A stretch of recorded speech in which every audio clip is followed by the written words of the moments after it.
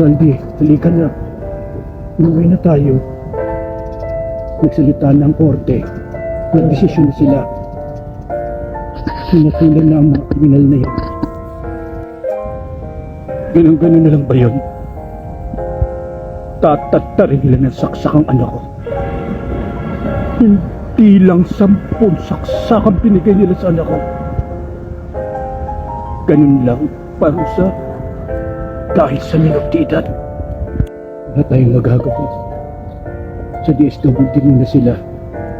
Saka sila hatulan pagdating nila ng tamang edad.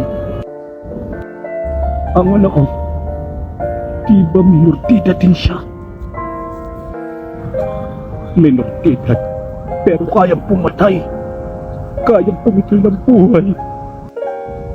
Ang aking anak, ang minutidad kong anak, hindi na maabot ang kanyang mga pangarap dahil sinira ng isang kriminal na minor de edad. Nasaan ang hustisya? Nasaan ang hustisya?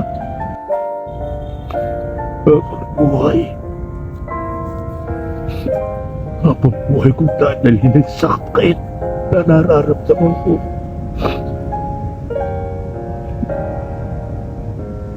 Sana ako na lang ang namatay, hindi ang anak ko. Ako na lang sana pinagsasakaran, hindi ang anak ko.